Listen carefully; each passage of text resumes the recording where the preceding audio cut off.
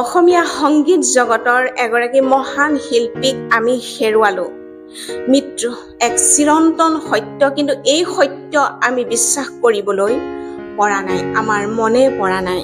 তেওঁক বাৰে বাৰে বিচাৰিছে, তেওঁৰ গান বাৰে বাৰে বিচাৰি আছে, কিন্তু তেওঁ আচলতে যদিও তেওঁ ঘূৰি নহাৰ বাটেৰে গুচি গ'ল, যদিও আমাক দি গ'ল এবুকু মৰম, আশা, আদৰ্শ আৰু এখন জীপাল সংগীতৰ পৃথিৱী।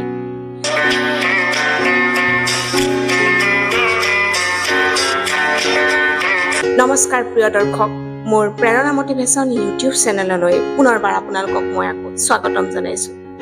জুবিন গাৰ্গে ছিংগাপুৰত নৰ্থ ইষ্ট সংগীত অনুষ্ঠানত অংশগ্ৰহণ কৰিবলৈ গৈছিল আৰু তেওঁৰ লগত তেওঁৰ টীমৰ সদস্য আৰু কেইবাজনো অসমীয়া যুৱকো আছিল।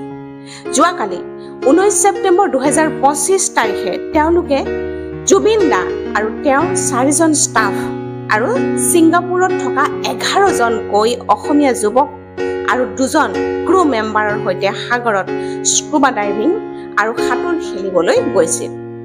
কিছুদূৰ সাগৰত তেওঁলোকে ছুইমিং কৰিছিল। প্ৰথমে জুবিন দাই লাইফ জেকেট পিন্ধিয়ে ছুইমিং কৰিছিল, কিন্তু তাৰ পাছত উভতি আহি তেওঁ কয় যে লাইফ জেকেটটো অভাৰ চাইজ হৈছে, সেই বুলি তেওঁ বিনা লাইফ জেকেট পিন্ধিয়ে ছুইমিং কৰিছিল। তাৰ পিছতে জুবিন দাই লাইফ জেকেট নিপিন্ধাকৈয়ে সাঁতৰিবলৈ চেষ্টা কৰে আৰু সেই সময়তে তেওঁৰ অৱস্থা বেয়া হৈ পৰে আৰু পানীত অচেতন হৈ পৰে। তালিকে ক্ৰুজত থকা লোকসকলে জুবিন দাক ওপৰলৈ উঠাই CPR দিয়ে, কিন্তু তেতিয়া তেওঁৰ কোনো প্ৰতিক্ৰিয়া নাথাকে। তাৰ পিছতে তেওঁক পৰ্টৰ পৰা কষ্টগাৰ্ড আৰু ডাক্তৰে পুনৰ CPR দিয়ে, কিন্তু তাতো কোনো ফল নাপালে।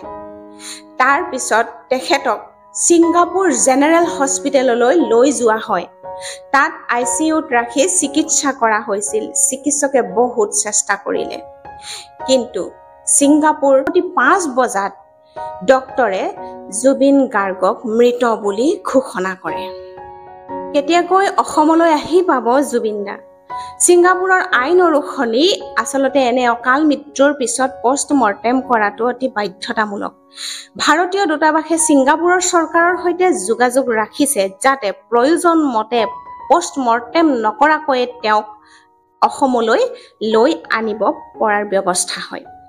যদিহে পষ্টমৰ্টেম হ'ব লাগে, তেন্তে তেওঁক অৰ্থাৎ জুবিন দাক আনিবলৈ এদিন বেছি সময় লাগিব পাৰে। প্ৰথমতে তেওঁক দিল্লীলৈ আনি তাৰ পিছত গুৱাহাটীলৈ নিয়াৰ পৰিকল্পনা হৈছে। গুৱাহাটী সৰু সজাই ষ্টেডিয়ামত জুবিন দাক লৈ আনি শ্ৰদ্ধাঞ্জলি সভা অনুষ্ঠিত হ'ব আৰু য'ত লাখ লাখ অনুৰাগীয়ে শেষবাৰৰ বাবে আমাৰ মৰমৰ জুবিন দাক দেখা পাব। জুবিন গাৰ্গৰ এই অকাল মৃত্যু অসম তথা সম্পূৰ্ণ ভাৰতৰ সংগীত জগতৰ বাবে এটা অতি অমূল্য ক্ষতি। অসমীয়া সমাজ আৰু ভাৰতীয় সংগীতৰ ইতিহাসত তেওঁক চিৰদিনলৈ স্মৰণ কৰা হ'ব। জুবিন দা য'তেই আছে শান্তিত থাকক, তেওঁ আত্মাই যাতে শান্তি পায়।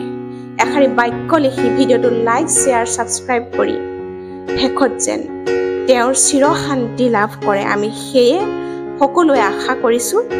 আৰু নেক্সট আপডেট মই আপোনালোকক দি আছোঁ। তেওঁৰ হৈ ওম শান্তি বাক্য লিখি দি যাওক এষাৰি, আৰু নেক্সট আপডেট মই আপোনালোকক কি হয়, ইয়াৰ পিছৰ পৰ্যায় কি হ'ব মই আপোনালোকক জনাই আছোঁ। সকলো ভালে থাকক, কুশলে থাকক। ধন্যবাদ।